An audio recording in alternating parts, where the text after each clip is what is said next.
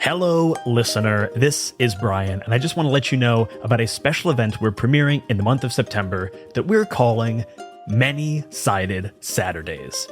It's basically what you get if you smash together actual play with Saturday morning cartoons. And there is simply no game more Saturday morning cartoon coded than Yazeba's Bed and Breakfast. Every Saturday in September, starting at 10 a.m. Eastern on the Many-Sided Media YouTube page, we are going to be airing our season of Yazeba's Bed and Breakfast. Plus, we will also be airing episodes of the award-winning Yazeba show by Jeff Stormer. That means there will be 3 back-to-back episodes of Yazeba's every Saturday morning in September, starting at 10 a.m. Eastern. But we are not just airing reruns. No. On the last Saturday of September, we are going to be premiering 2 brand new episodes featuring special guests like Jay Stroutman from Planet Arcana, Cameron Stripmatter from the Panic Table, and Olympic gold medalist Laurie Hernandez. So tune in to the Many-Sided Media YouTube channel every Saturday in September, starting at 10 a.m. Eastern, to hear some great stories from Yazeba's Bed and Breakfast on Many-Sided Saturdays. We'll see you there.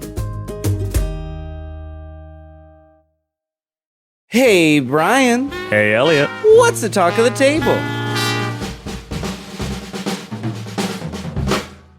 Today, we are sitting down with Joshua Fox, one half of the duo behind Lovecraftesque 2nd Edition. Josh, welcome to the table. Welcome. Hello. Thank you. Thanks so Great much to for be here. being here. So excited to have you here. So, Josh, we're excited today to talk to you kind of centrally about Lovecraftesque, specifically the 2nd edition that recently came out. We want to deep dive into, the vibes and the mechanics, talk a bit about emergent mystery and how that plays into the game. But we specifically want to kind of center the conversation around this journey that this game has taken from 1E to 2E and how you and Becky have thought about the game throughout that process. So, before we get to this big, exciting, delicious box set that is 2E, could you tell us what Lovecraftesque 1E looked like when it came out? Yeah, so Lovecraftesque was our first major game, and it was a 200-page A5 softcover that we made on POD, a really kind of slimline indie-style game where you would build a story in the mold of a kind of pulp eldritch tale such as H.P. Lovecraft might write, but shorn of all the kind of racism and other dreadful stuff that tends to come with such stories when they're done in role-playing form in particular. And the whole conceit of the game is that you build that story from scratch at the table without anybody having done any planning, without a GM, and with nobody at the table knowing where the mystery is going or where it's going to end up until the very end. Along that journey from going from 1st edition to 2nd edition, because 1st edition, as you said, was a book. 2nd edition is a big box set full of cards and a number of other things. What was it about 1st edition that made you want to revamp the presentation of the game for 2nd edition? And also, what were the changes within the game that happened between 1 and 2E? Yeah, so it's kind of, actually, this is kind of what we wanted to do in the first place. But, we made the game the 1st edition of the game back in 2015. And it was pretty scary. In many ways, it was a golden age. It still is a golden age in terms of having the levers at your disposal to go from having nothing to creating a game without taking major risks. But it felt like a big risk. It felt like, this thing could easily fail. We might get no money at all. And when we looked at producing a board game, the risks were like an order of magnitude greater. There's more money, more challenges, and we didn't know what we were doing around that. Bluntly, it just seemed so much easier to put everything in a book, and it was a more conventional indie game, I guess, in that respect. So we did produce a set of cards to go with it, because drive-through cards existed, so we could create them POD, again, kind of risk-free. But we tried to keep them as an optional part of the game because we were afraid that people would be frightened of cards. But as time has gone on, we've got more confident, we've got more experience, and we've seen things like, Fiasco 2nd edition come out, Dialect, lots of great card-based TTRPGs coming out, and it felt like a thing that we could do. And the rise of relatively cheap, accessible manufacturing of board games made it feel more realistic for us to do it. So this is kind of what we wanted to do all along. And the reason being that, like, those cards, what they do, if you imagine, so the first edition, the thing about the first edition was it effectively said to you in each scene, make up a scary clue, right? I don't think that's that hard. Most people can do that, but it is a bit of a kind of just draw me a picture. Here's a blank piece of paper, away you go, Right. type of challenge. No lines, just do it yourself. Yeah, exactly. So if you kind of know horror and you know Eldritch horror, it's no problem. But the cards bridge the gap between that prompt and something fully fleshed out. They say to you, here is an idea. You get a handful of ideas basically that you can grab and run with. And I think that improves the game massively, personally. I love that you pointed out Fiasco, because that was also like a parallel I was drawing between the book version of Fiasco and then the card game version, or the like box set version. And then the other one I'm thinking of between, published between 2015 and now, that's I would imagine has a big influence, maybe not necessarily on the game, but just on the familiarity role players are with like a card based system, is For the Queen and all the games that it has spawned. Like that's become more of a common thing rather than something that is strange in a way that might put you off. Now it's strange in a way that excites you, or is interesting in a way that excites you because it has a legacy to it as well. Yeah, I completely agree. And yeah, I guess that's probably one of the most popular games of the last, I don't know quite when it came out actually, but it definitely feels like that's so recognizable that it doesn't feel as frightening anymore. I'm so fascinated by like these games like, Fiasco, 2E, Lovecraftesque, 2E, For the Queen, all that, in that like it feels like a place where product design meets game design. Like you're able to create the best version of the physical goodies that elicits the gameplay. When you're in the design room, I'm always curious about how you're thinking about, I've got the box here for the listening audience, like how you're thinking about this box when you're in the design. Like, what are the things that you get to put in here that change how mechanically players can engage with the game that you weren't able to put like in a book? So obviously the key thing is, as I said, the cards with prompts on. So we found in the first edition, and we were surprised by this, perhaps because the kind of gamers we are quite comfortable just sort of improvising anything at the table, and we enjoy that style of play. But we found a lot of people really liked the scenarios that came with the game. So each of the scenarios had a specific character, a specific location, and a list of prompts. And you would look at the prompts and you would make up a clue based on one of those prompts. And we had some amazing scenarios in that game, and it's still worth buying the first edition to get those scenarios, in my view.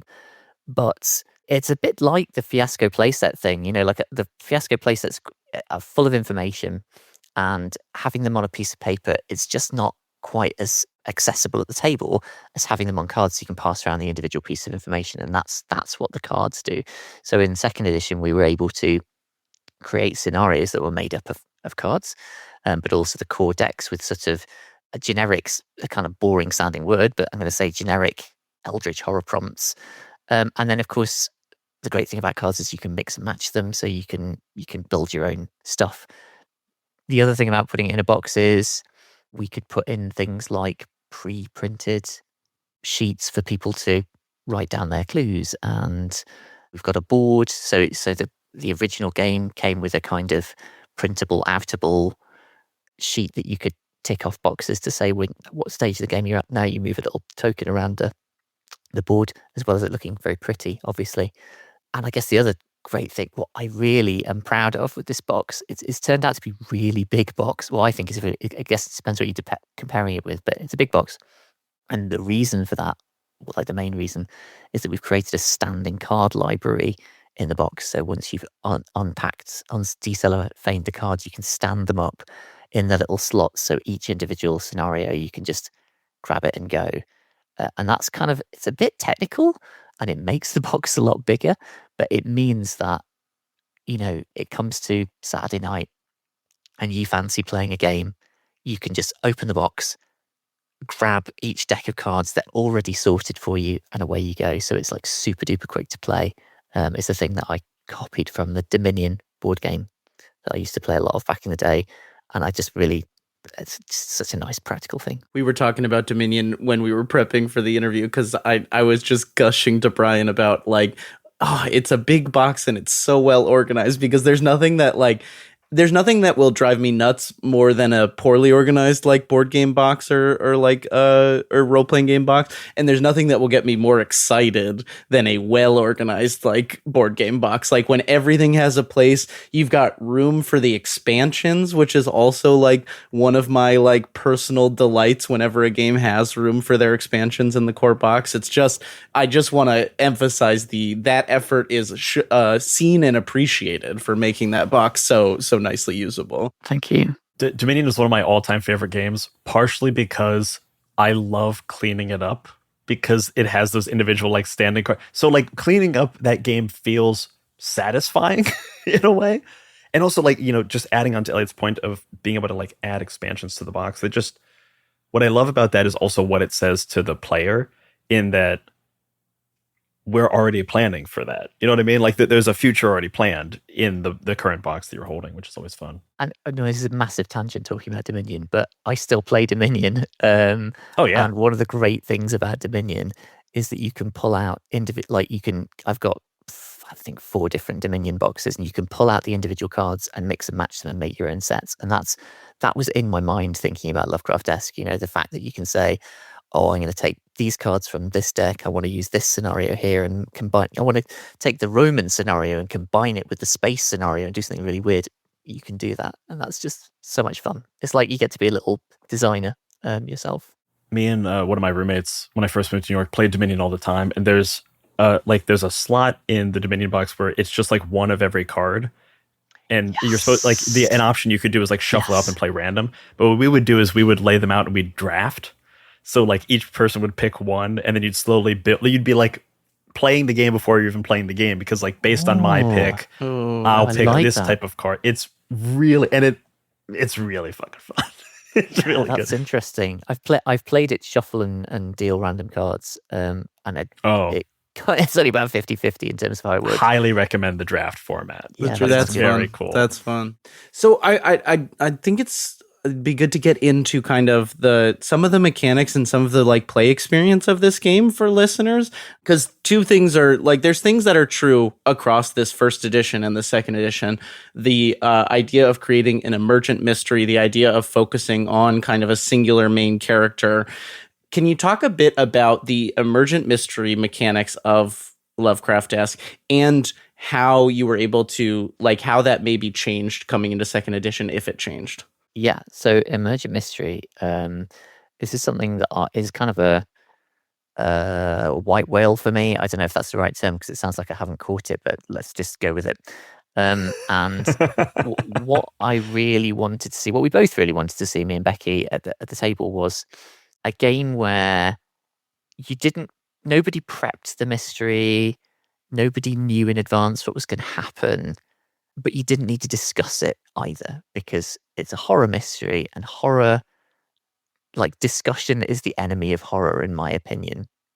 If you sit around the table and you're like, hey, I think it would be really cool if this happened, well, now you've just destroyed all sense of suspense. So that was what we were going for, is that feeling of a mystery that nobody knew, but without losing the coherence, because the important thing about a mystery is at the end you should be able to look back and say, oh, it all makes sense.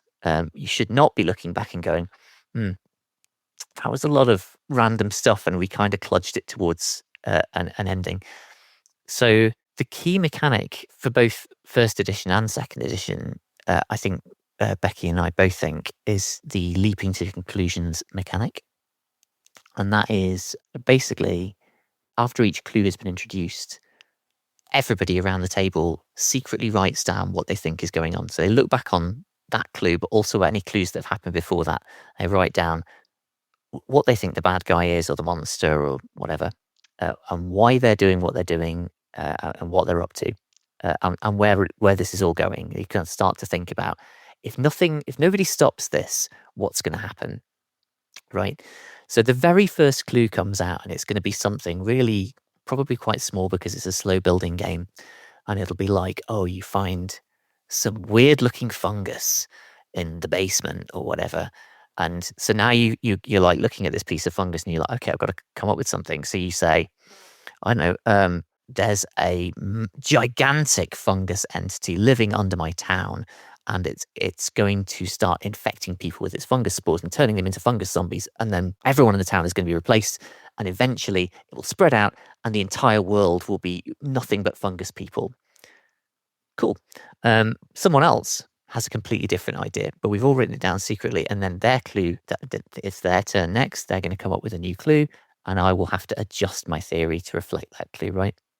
So over time, your theory is adjusting and adjusting until by the end, you've got something that you probably couldn't have come up with at the start, which is completely rooted in the clues, which makes perfect sense looking back over the story so far. And anyone around the table is ready to create that ending. If somehow my fungus zombie story survives, then I'm ready to have all of my friends and neighbors show up at the end, smiling, dripping little bits of fungus out of their ears or whatever, and ready to do something horrific at the end. One of the core things about this game that, for anyone not familiar with Lovecraftesque, is that everyone at the table is playing as the same central character, or moving around the same central character, rather than everyone having their own independent player characters.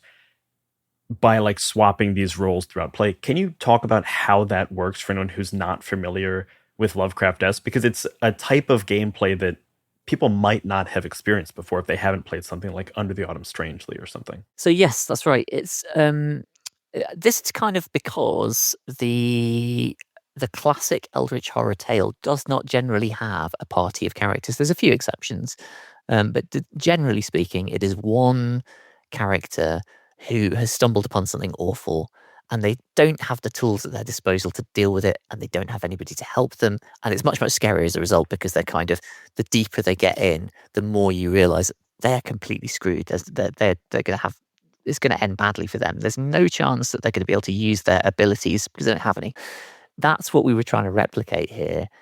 We asked ourselves, well, how would you do that? And the only answer that made sense to us was, well, we're going to share the character. Is going to rotate around the group. And it's as simple as that, really. Every turn of the game, one person is going to be making up the clues and kind of performing a GM-like role, and one person is playing that main character. In order to make that work, you do have a bit at the start of the game where you kind of discuss the main character and make sure everybody is clear on who we're playing, so you don't get this kind of weird, janky, this is clearly being played by different people. Hodgepodge of a person. Yeah.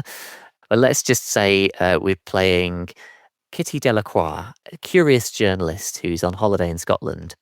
I know that we've created a few details at the beginning, so I know that her personality trait is that she's very curious and she always wants to find out more about anything intriguing she comes up against. And we've decided that she's got a source of strength in the form of her locket that she was given by her mother, that she clutches when times are tough. And we know those details about her, that she's on holiday. She's a journalist on holiday in Scotland. So I play her in a scene, and then I pass her over to you, and you play her. And it's as simple as that. There are some mechanics in the game which help draw out the character's personality a bit, and their inner monologue, to help cement who the character is. So at the end of every scene, you do something called fears and rationalizations. And all that is the character or the player saying out loud what is frightening them right now and why they're telling themselves that it's going to be okay. And over the course of the game, you move from kind of the fears are small and the rationalizations are big and quite concrete and believable, to the fears getting bigger and the rationalizations increasingly feeling quite shaky. And you'll often do it in the form of something like a diary or a letter home. You'll be sort of, dear Aunt Matilda, I found this strange fungus in the basement. I really need to get somebody in to deal with that, because I am a little bit worried that the house may be getting damp or something, but no big deal. Through to, Aunt Matilda, I don't know if you're going to read this, but the neighbors are outside and there's something wrong with them, right? So but by doing that, because a lot of horror, eldritch horror is kind of, I stumble upon a clue, move on. The fears and rationalizations gets us inside the character's head a little bit more, which is quite helpful for that sharing of the character. I really love, when I was looking through the rule book for this, one of the things that really jumped out at me is the creeping horror rule, because like, especially like cosmic horror has such a specific vibe to it that if you aren't already clued into that vibe, if you're not already clued into those like tropes, you might do something that kind of bucks up against what it wants to be and might kind of like fight the game. But on this rule, I'm just going to read it out because I really like it. On the creeping horror rule, it says, the horror must always be subject to doubt. Nothing supernatural or bizarre may be directly witnessed. Accounts of supernatural bizarre events must be from a source that can be dismissed. It must be possible to rationalize anything the witness sees. The main character may not admit the possibility of the supernatural. Which is like 5 quick things that at a glance kind of describe that entire genre and immediately give any player, either who's not familiar with the genre or not as familiar as some people, or any player who's not quite as quick to improvise things, a bunch of really great lines to draw within. And it's like, as long as you play within these lines, which are still pretty broad, still give you a lot of space to play, you're going to be telling the type of story that this game wants to play. So a massive inspiration for this game was a book by Graham Walmsley called Stealing Cthulhu. And I highly recommend anybody who likes cosmic horror games, including kind of more traditional GM'd cosmic horror games, to read that book, because what it does is it analyzes Lovecraftian fiction, and it provides a sort of blueprint for running that style of fiction in a game like Call of Cthulhu. And one of the things it does is breaks down this idea of take it slow. Do not have Cthulhu show up in the first scene, because you will just break the genre entirely. And it breaks down those sorts of ideas about how to keep the horror at arm's length initially, so that it is deniable, and so that the character gets deeper and deeper into it before they realize, oh no, there really is something quite bad going on here. Now, the creeping horror rule is very much inspired by those thoughts in Stealing Cthulhu. The latest iteration, why those 5 things, I guess, is just a distillation of that, plus 10 years of playing Lovecraftesque, and just sort of, this is now our version of it. I don't know if I went back and reread Stealing Cthulhu if we've quite said exactly what Graham said, but there's definitely, you can draw a line between the two for sure. It's interesting. Yeah, you mentioned that's something like you learned over 10 years of like having the first edition out, because it feels like a conversation we've been having a lot recently with designers. Like we had John Harper on, who talked about how Deep Cuts, the recent expansion to Blades in the Dark, is the lessons of that game being out for over a decade, and like playtesting through play of the released edition. Are there any other sort of lessons you've taken that show up in 2E from 10 years of playing 1E and hearing about people playing 1E? I am pretty pleased with 1E in the sense that it kind of did a lot of what we wanted it to do. So if we have improved it, it's by sharpening things up. So I think, if I remember correctly, fears and rationalizations did not exist in first edition. You were just encouraged to kind of speak them out loud whenever you felt like it. And as a result, some people did it all the time, and some people just never did it. So we turned it into a formal stage because it's so important for getting into the character's head. It's the talk of the table.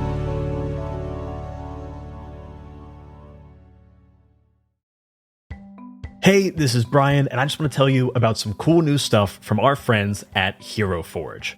Hero Forge offers fully customizable tabletop minis with dozens of fantasy species and thousands of parts to choose from, all within your web browser. Hero Forge is constantly releasing new content, and they've just launched their latest feature, custom acrylic keychains. These keychains use the same technology as their color standees and are the perfect way to rep your beloved character when you're out in the world. They are highly detailed, ridiculously durable, and made of 1/8-inch thick acrylic featuring front and back color printing, measured on the same 30mm scale as Hero Forge minis and standees, which means they will be a 1-for-1 match for your heroes on the battle map. Plus, Hero Forge just released stainless steel minis. These are perfect for anyone who is looking for the retro feel of old school minis. These stainless steel minis have a textured finish and a rugged, highly durable feel. So visit HeroForge.com to start designing your custom keychains and steel minis today.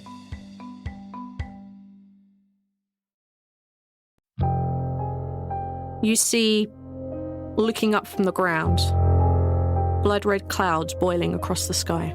You did ask me to bring the thunder. Agent! Help! I've got the chalice, please! Well, if they're following you, then I guess that takes care of a loose end for me. All of you feel the earth beneath you shake and crack and break. I feel that I have failed both of you, and I am sorry for that. This has nothing to do with you being a bad leader. Do you want a countdown? Oh, I think I want a countdown. I wanted 3, to help. I always had good 2, intention. I 1. did not deserve to die. Now. The Lucky Die podcast is a weekly 5e Dungeons & Dragons actual play podcast. Join our adventure every Monday wherever you download podcasts by searching for The Lucky Die. Trenchcoat Raccoons is a fast, fail-forward TTRPG of chaotic heists, cartoon logic, and glorious disaster. Each player is one raccoon in a stack, all pretending to be a very suspicious human in a trench coat. Everyone rolls to help or hinder the main action, and every plan gets hilariously derailed by your raccoon's wild impulses. Steal cursed loot across a world of glam horror, glittering galas, mad science, and cryptid conspiracies. Think the slick heist energy of Sly Cooper, the camaraderie of Teenage Mutant Ninja Turtles, and the paranormal absurdity of Gravity Falls, all jammed into one stack of disaster raccoons. Trenchcoat Raccoons is launching on GameFound in mid-October, and followers that back at the physical pledge tier level will get a free glow-in-the-dark Raccoon D6 dice. So go right now to GameFound.com and search for Trenchcoat Raccoons.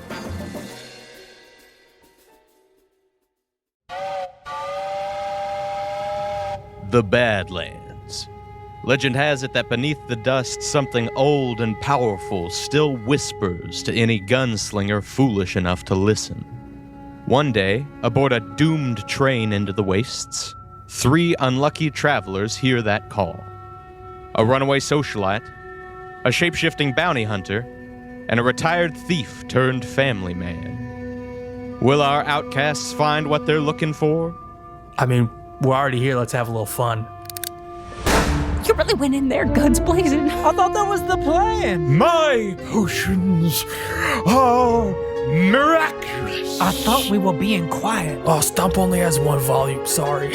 Wild roses grow out of his mouth, having filled his lungs. What's happening out there? Violence. Find out on Mage Hand High Five.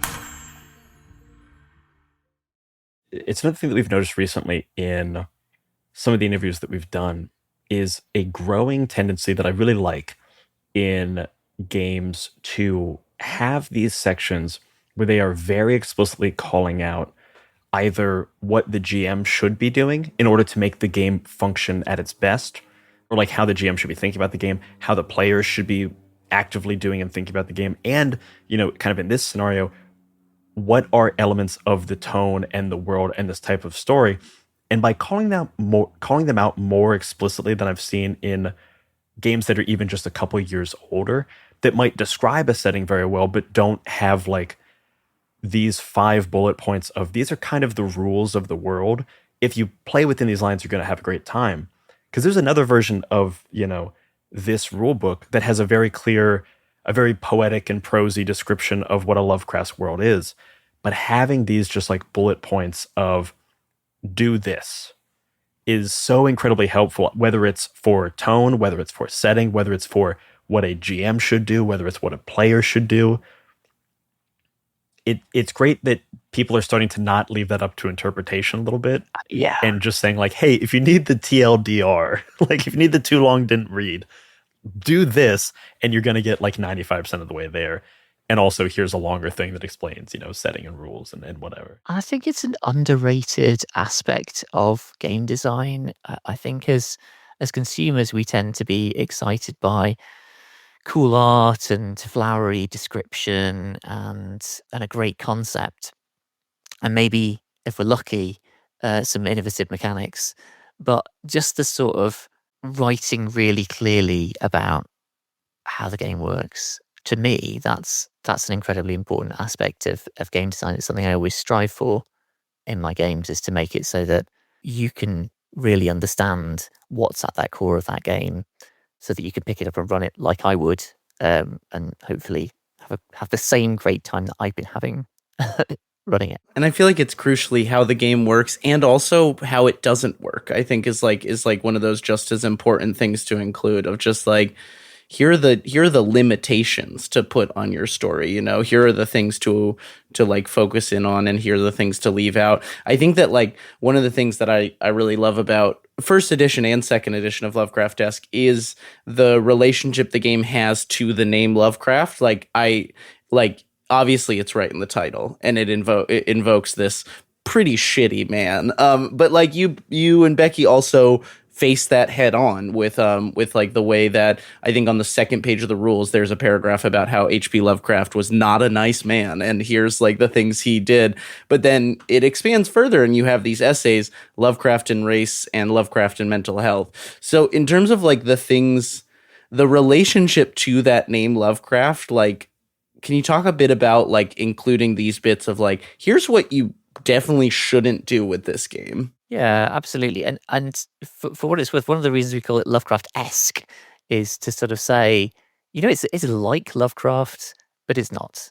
It's not Lovecraftian. Lovecraftian is a different thing. There are a lot of Lovecraftian games out there. This is not a Lovecraftian game. It's Lovecraftesque.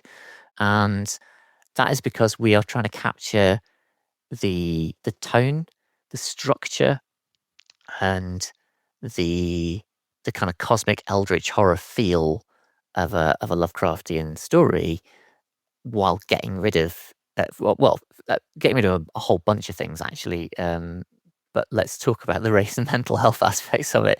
And really, it's just, I think if you were GMing the game, if it was like a Call of Cthulhu style game, it is a straightforward case of, don't replicate certain tropes. Be aware of the tropes. That's what the essays are there for. They carefully set out what those tropes are, and warn you about the pitfalls, accidentally stumbling into replicating stuff.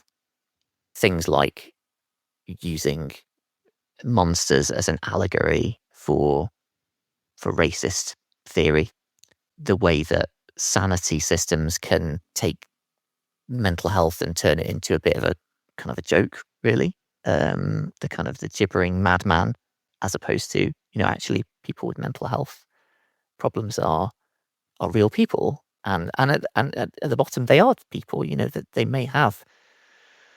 I mean, most of us have some sort of mental health issue at some point. It doesn't turn you into a gibbering madman. So those essays kind of cut that up in detail, and hopefully could be used for anybody running any kind of Lovecraftian game. But they were particularly relevant for Lovecraftesque because, with it being a GM-less game, it's easier to fall into those kinds of things. There isn't any one person at the table who can prevent it. So if I, as one of the players, decide to put in a clue that is kind of racist, I've done that now. And there wasn't, with a single GM, like if that GM's decided to do the horror at Red Hook or whatever, there's not a lot you can do to stop them. But with 5 players around the table, any one of them could potentially do that. So that is where all the kind of the safety tools and talking around the table and making sure everybody understands those issues becomes very important. to enable those sorts of things to be headed off before they happen. Yeah, it's just I think it's really well put in the book, in the text. I like that you point out, like, hey, if you free associate from Lovecraft, you're gonna fall into these traps. So like, look out. There's a bear trap over there from these texts you love. I particularly, like, from my own design journey, want to call out that the Lovecraft and mental health bit that y'all wrote for the first edition was like a particular reference when I was designing a cosmic horror game, Project Echo, where there was a whole mechanic where I was going to put like time madness in as a thing that like characters could experience. And I read that essay and I was like, that's actually not a super fun thing to do. And so it became like a time dimension that they got pulled into that like it was a supernatural place. And the idea of like supernatural effects rather than some kind of nondescript madness, like really, really changed kind of how I was thinking about that, my own design. So yeah, just to really love that. Cool, thank you. I'm really delighted with it. We have got some stick over it. We've had some bad reviews basically from people who didn't like that aspect of it, but I think it's super important. I know that there are some people who kind of feel like, come on, everybody knows Lovecraft was racist, you don't need to bang on about it. But it is really important, as you said, if you free associate, if you're not careful, you will just end up doing it again for yourself, and nobody wants that. Hopefully. There's also an element of that. I know I've heard people say the same thing of like, everyone knows this. And that could be in relation to either Lovecraft or other like problematic figures in media that other media has been spawned from. And it's like, no, actually not everyone does know that. It's like, we're all assuming a level of like, there's like that XKCD comic that everyone assumes more competency and knowledge, like, or what is it? Experts assume more competency and knowledge about a niche thing than it could ever be realized. So like, the TTRPG version of that is like two people talking and being like, oh, of course everyone knows about D&D and Pathfinder, and probably like at least 2 Powered by the Apocalypse games, and probably at least 1 for the Queen. And it's like, no, the average person doesn't even know D&D. Like, right. Like it is really worthwhile to have, even if, the niche area that we're in thinks that everyone knows that. Ultimately, like you want this game, and everyone wants their games to be played by larger audiences who may not have had, this might be their first experience with Lovecraft, and they might not have that background. So no, I also agree. It's always worth having in there. I think that about every game, actually.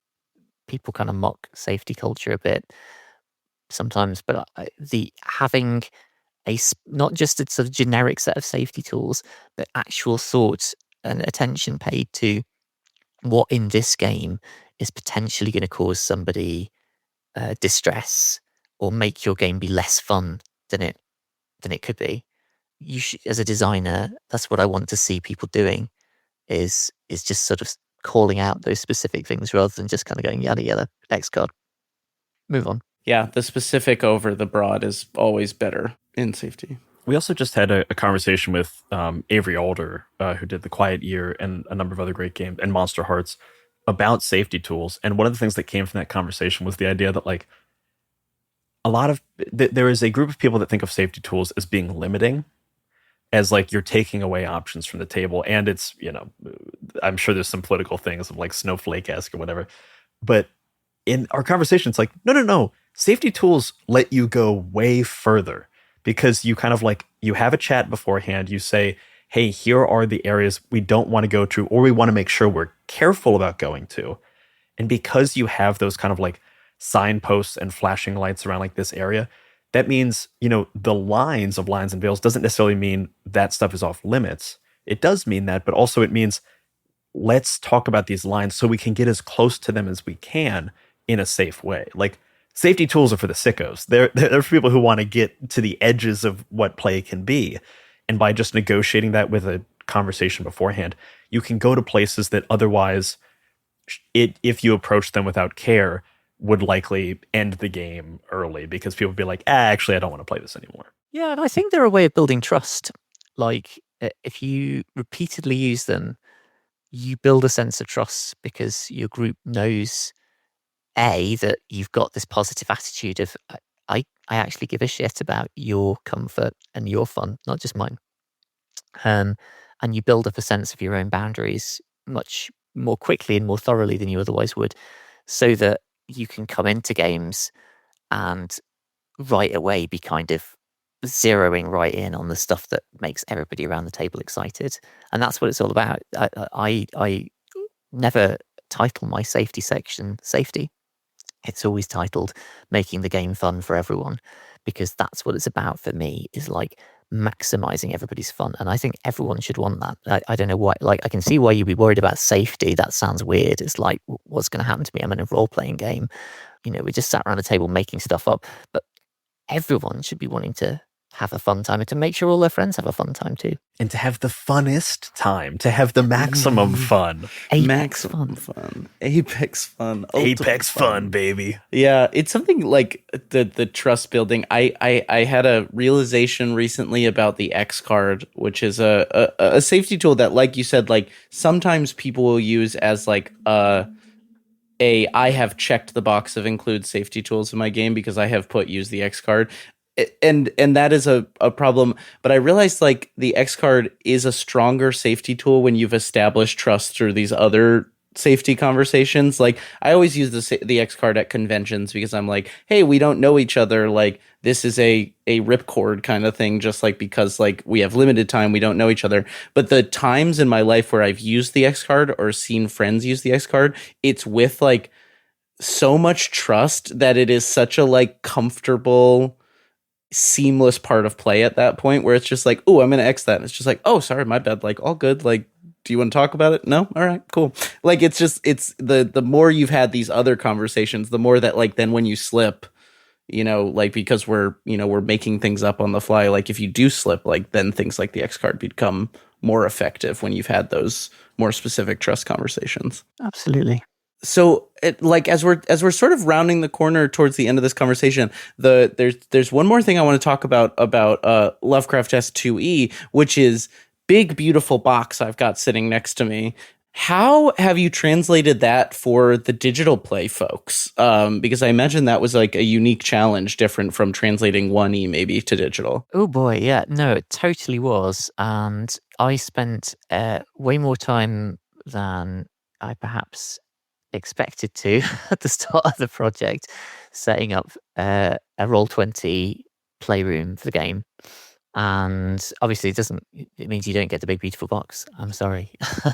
But it's as close as you can get to a fully virtual version of the components of the game. Roll20 is not designed for doing this. So it was a challenge, but it is possible to make it do it. And I got some great advice from the folks at Bully Pulpit from their experiences doing Desperation. Is that the name of the game? It's a fantastic game from Bully Pulpit, and I've probably just forgotten the Desperation. Name of it. Great. So yeah, I basically stole a lot of their ideas, so that like the boards can be seamlessly moved from one stage of the game to another, revealing all the new rules. Because one of the things we haven't talked about is one of the great things about the cards is it enables you to bring rules into and out of play during the game. So as you move from one stage to another, a new rule comes into play, an old rule is got rid of. So at the table, you do that by discarding a card and playing a new one. On the Roll20 setup, you just sort of click a button and it steps onto the next stage, and some new cards appear and disappear. And all of the cards that you're using for your prompts and your character and so on are available to have in your hand. There's a version of the rule book that's all written into the journaling system. So it's, it's very, very boring. You cannot say in words what is really going on there. But all I can say is it's a very slick. I've had numerous compliments on it, and I don't really like Roll20 very much as an engine. So but I'm very proud of our Roll20 playroom. If you don't like Roll20, I can assure you this is better than the usual Roll20 experience. Coming in hot for Roll20, I love it. Sorry guys, if anyone from Roll20 is listening. I don't like Roll20 and I did it better. Yes. No, I respect it. So you've put all the work into this great digital thing, but I do, before we leave Lovecraftesque, want to just dip back to the physical because there's some absolutely sicko shit cool production happening here. What is like I don't even want to tease it. Can you tell us the ultimate hidden goodie of when you own this physical box set? Yeah. So actually, I'll talk a bit about first edition while I'm here, because when we did first edition, we really, really wanted every single illustration in the game to have something hidden in it that you don't notice straight away. And we worked with our artist, Robin Scott, to produce these images where you look at it and you're like, cool, this is a cool image. It's kind of creepy. And then you look for a bit longer and you're like, oh, that's something scary that I hadn't noticed before. I don't want to spoil the images in there, but it's another thing is worth having that book for, is just those great images. In the second edition, we went a step further and we stole an idea from the Italian edition of Lovecraftesque, which is to produce genuinely invisible art. And the game comes with a special blacklight flashlight, which you shine on the book, on the cover of the box, on the board, and every single page has got a hidden image in it or a hidden detail. In a lot of the illustrations, you'll shine it on and an extra detail will appear that you couldn't see with the naked eye. So it's pretty sweet, if I do say so myself. That's so cool. And it gets people very excited when they see it for the first time. It's pretty rad. Like I said, it's primo audio content, this. So you just have to go and find yourself a copy of the box to see it. Is there any, and if this is a spoiler, feel free to tell me you can't answer, but is there any mechanical bits within this hidden stuff, or is it just like great fucking vibes? I regret to say there is no mechanical implication whatsoever. We just couldn't figure out a way to do it well. No, it's just cool. Hopefully it gives you the vibes that make you more ready to play the game. My favorite answer on this podcast is sometimes we'll ask a question of like, why did you make this thing? And anytime anyone answers, it was just cool. Yeah. I love that. And it is because, I really have to give credit to the Italians here. They made the Italian version of the first edition of Lovecraftesque. They created the classic white cover, and it's a completely pure white cover with a red sigil on the front. It just looks like nothing, and then you shine the torch on it. It's just covered in horrible stuff. And when you see it, you're just like, oh my God, that's so cool. And we had to have it. So we had it. So before we get out of here, you have a Kickstarter coming up, and I'd love for you to tell us a little bit about it, about the game, and also what people can get in that Kickstarter. Yeah. So this is, it's Ex Tenebris, and it is another emergent mystery game. So it's a gothic space investigation game. It's set in this expansive gothic setting, kind of like, you know how Lovecraftesque is like, what if Lovecraft without the racism? Well, this is kind of what if Warhammer 40k without the Nazism, I guess, would be a really simple way to describe it. You are playing investigators from this hard-pressed government agency, Moira, and your job is to protect humanity from the demons that lurk in the Tenebrium, which is this dark otherworld that is the only way that spaceships can get from one star to another in a sensible period of time, to protect them from the ancient alien relics that have been left behind from countless civilizations before us, from cults, from sorcerers.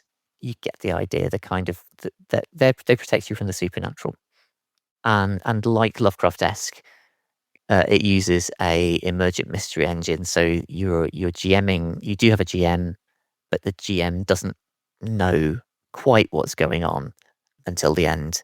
The input from the players and from the GM's own ideas over time kind of warps and twists maybe their original ideas, and you end up with something unexpected. So that's Ex Tenebris. So you said that you're adding a GM. Are there other ways that this like new what you're calling spawned from the Tenebrium system, which rips? Is there other ways that expands on the emergent mystery mechanics? Yeah, I have to give some credit to the Gauntlet folks. So Ollie Jeffrey first created a set of mechanics which was based in part on Lovecraftesque for doing GM'd emergent mystery in a PBTA style framework, I think.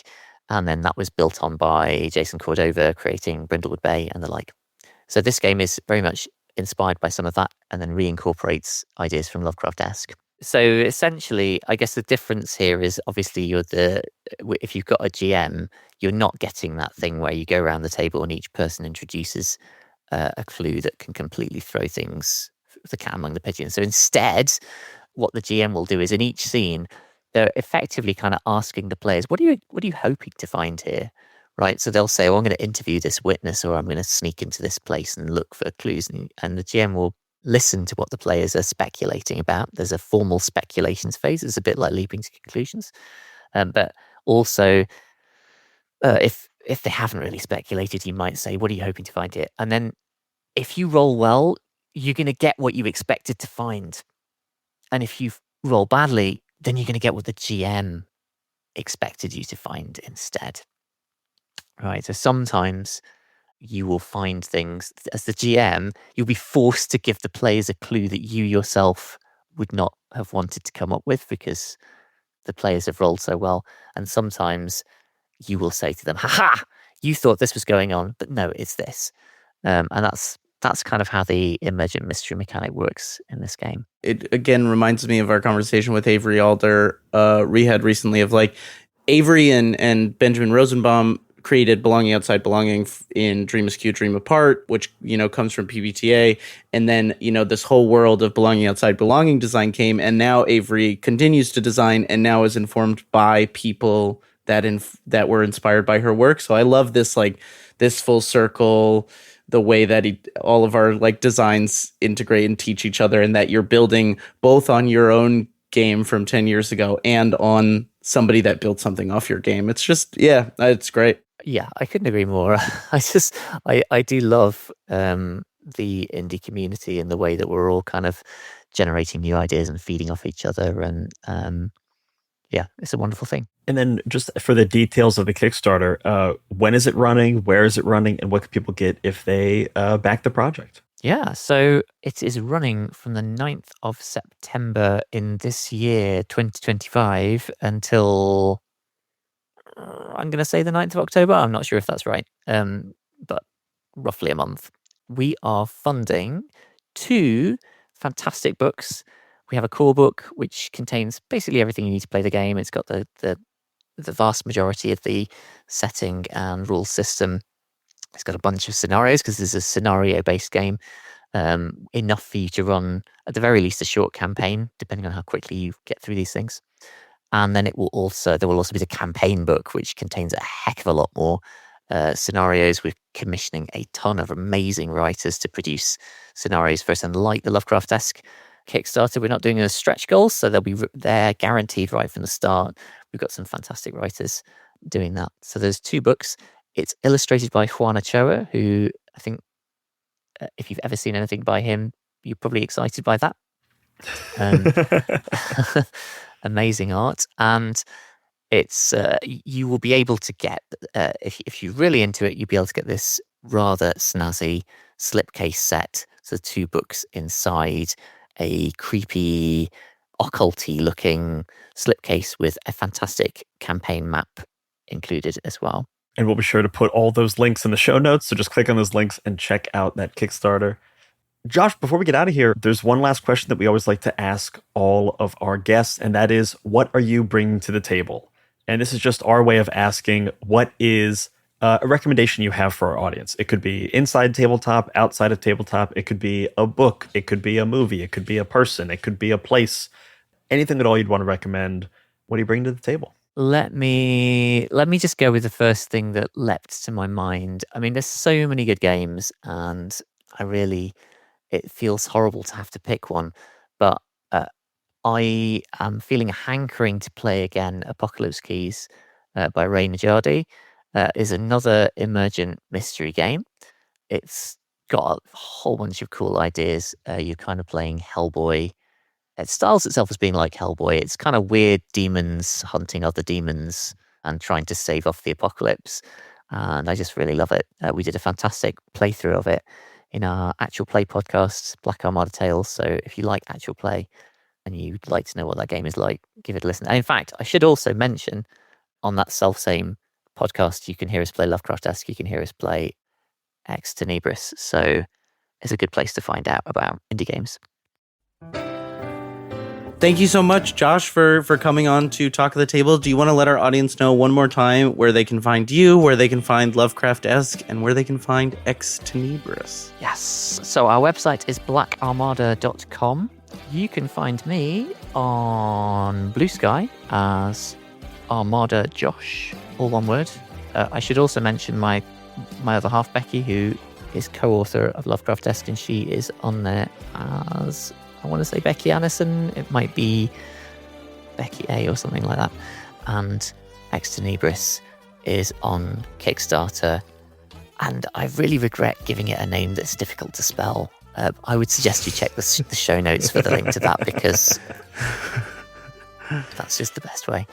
And of course, as always, if you want more gaming content from us here at Talk of the Table, check out the Many-Sided newsletter and join us on the Many-Sided Media Discord, where you can chat about this and all our episodes. You can support Talk of the Table on the Many-Sided Media Patreon, where you get special roundtables, bonus ad-free episodes, as well as some bonus actual plays for our podcast, My First Dungeon. That'll also be linked in the show notes. Please rate, review, and follow Talk of the Table wherever you get your podcasts.